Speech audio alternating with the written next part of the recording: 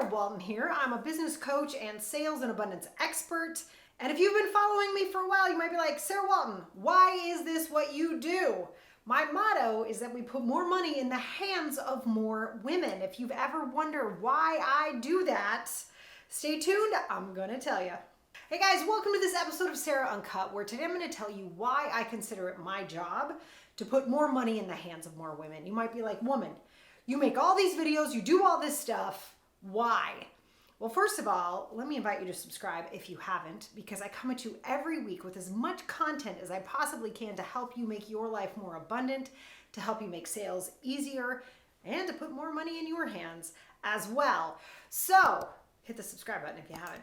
When I was 5 years old, yep, it goes back that far. When I was 5 years old, I watched the Nutcracker on TV, the full-on ballet. It was absolutely gorgeous, and my mind was blown.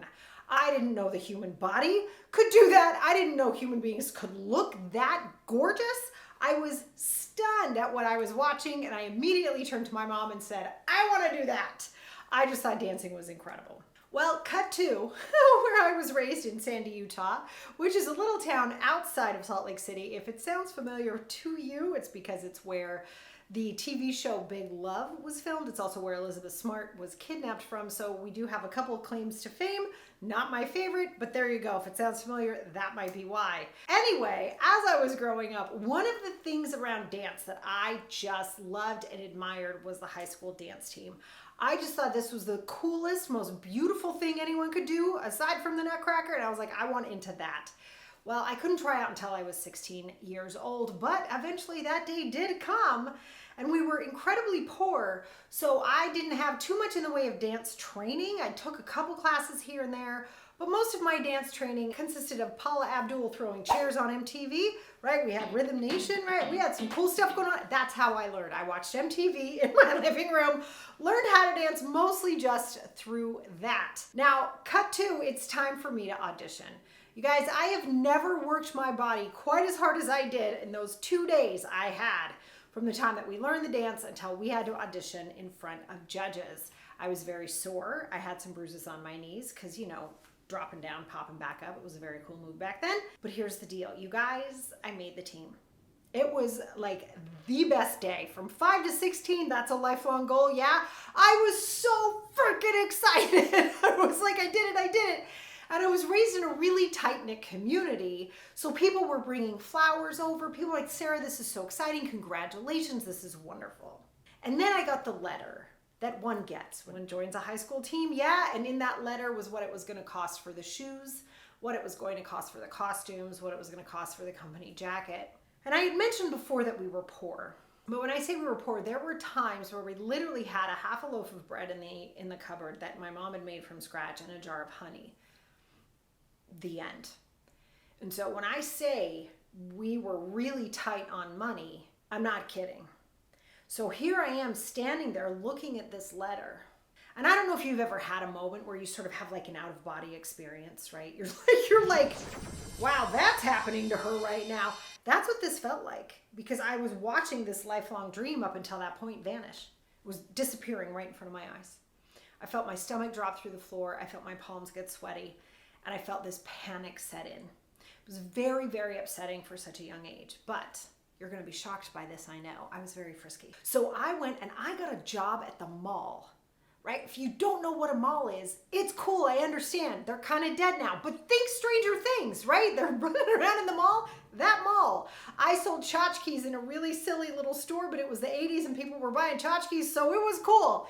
So I sold tchotchkes for months. I was so excited. I get this paycheck. Oh my gosh, so excited. Now I didn't have a bank account yet. So I walked into the grocery store with my mom because there was a service desk there and you could get your checks cashed at a service desk. As we're walking into the grocery store, my mom is holding my younger brother's hand and she says, Sarah, the strawberries are on sale. Can we get some? Now we were there to cash my check. We weren't there to get strawberries. But I was thinking about my costumes and like the deposit, and I'm thinking about strawberries, and I thought, yeah, you know what? We can do both. We can do both. It's okay. So I go and I get my check cashed, right? And once I have the cash in hand, I'm so excited. Deposit for the costumes. I did it, right? I go to find my mom in the express checkout lane and she's not there. And I start to get a little nervous. So I look up and down all the aisles and I see my mom in line with a cart filled with groceries. And in that cart is like bread and lunch meat for my brother's, sandwiches for lunch, his favorite breakfast cereal, some milk, and the strawberries.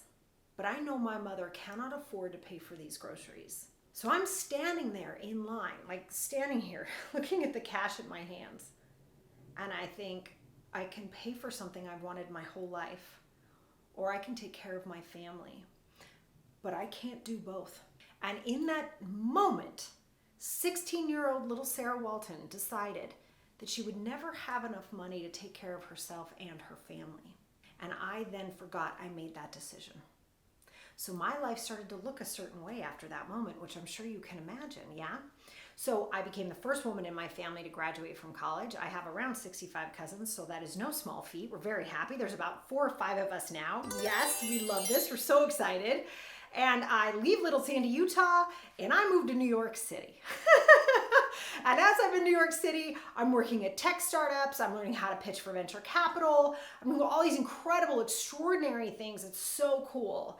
And at the very end of my career, I end up at just a beautiful company where I have this gorgeous glass office. I have a staff of about 20 people.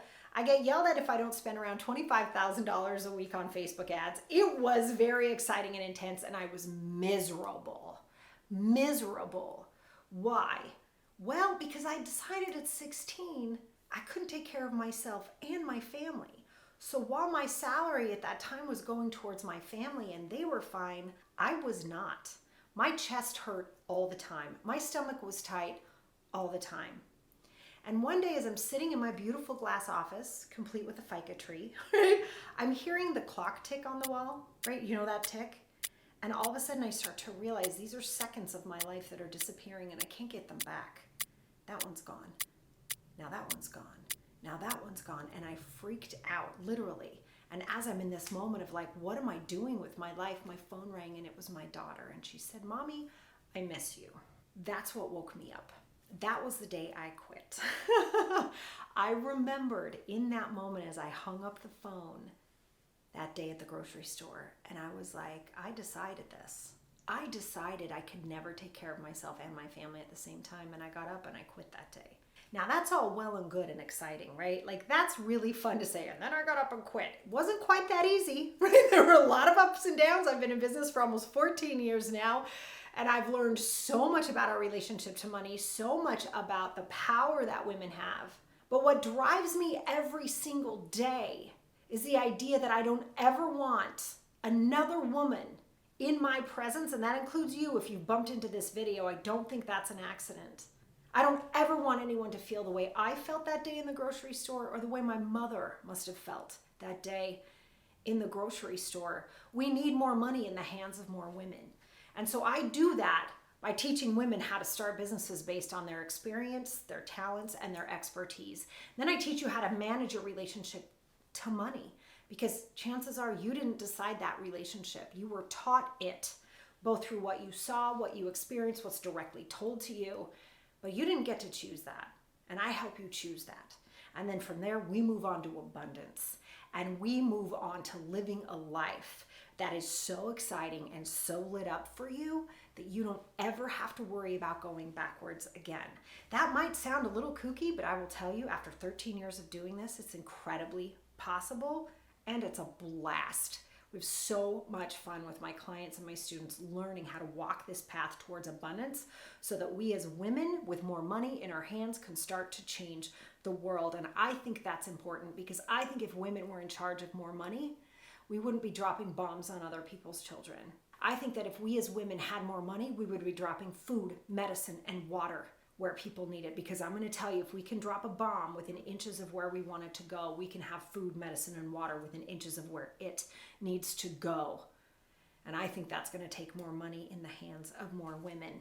All right, now if you're watching this video and you're like, but Sarah Walton, what did you do? Did you buy the groceries or did you buy your costumes? Well, I'm happy to report I did buy the groceries for my family. And just to underscore the beauty of money when it's in the hands of women, sorry, sometimes I cry when I share this part of the story, there was another mother who heard what had happened and she paid for my costumes. This is why we love women. And there's another video on YouTube here that we'll put a little note to, but this woman, who is one of the reasons I am standing here recording this video right now, passed away in 2020.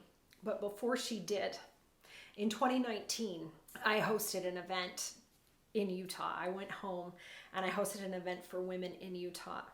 And I tell this story, we call it my grocery store story. I tell it frequently. But on that day, I got to say to everybody in the audience, for those of you who have heard me tell the part that another mother purchased my costumes for me, I want you to know she's here today.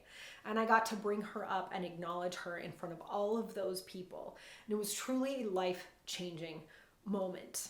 And I'm so grateful and honored I got to do that before she left us. Now, here's my challenge for you. If you have landed on this video, I believe there's a reason. There is something for you to heal around your relationship to money. It is time for you to step forward with courage and conviction and confidence in yourself that you can figure out anything life throws your way. I truly believe that. Most of us just need more women by our sides and maybe a coach or a mentor to help you along the way. If that's of interest to you, I want you to take advantage of all the links beneath this video and let's get you on the path to having more money in your hands as well. I'll catch you in the next video.